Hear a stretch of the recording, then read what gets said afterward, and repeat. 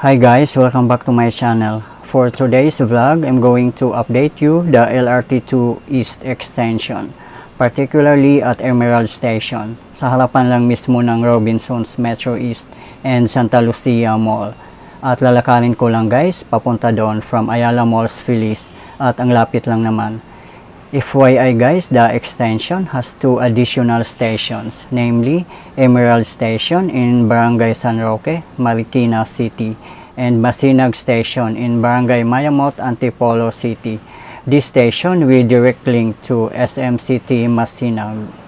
As per the DOTr headed by Secretary Arthur Tugade, the project aims to accommodate an additional 80,000 passengers and reduce traffic congestion along Marcos Highway. When the project is completed, it will reduce travel time from Recto to Masinag from 3 hours to only 40 minutes. The extension is set to open on April 26, 2021. Okay guys, please watch the drone footage.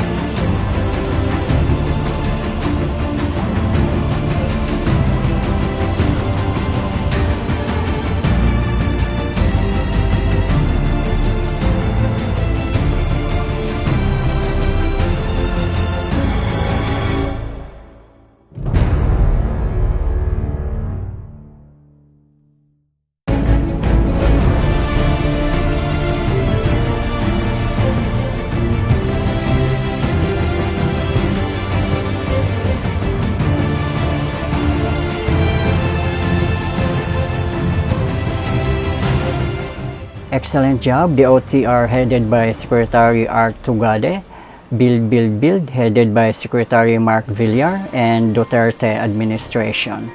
Mabuhay ang Pilipinas!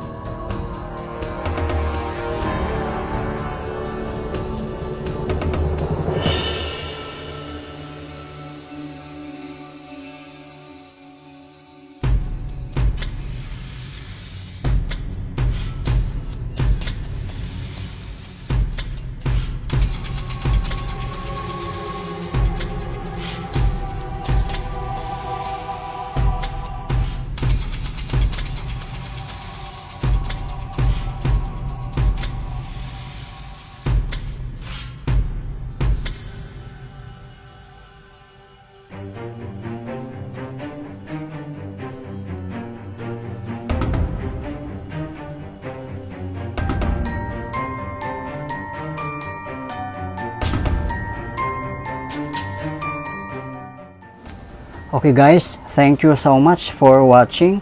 Please like and subscribe if you are new to my channel, and click the notification bell so that you won't miss my upcoming videos. Keep safe everyone.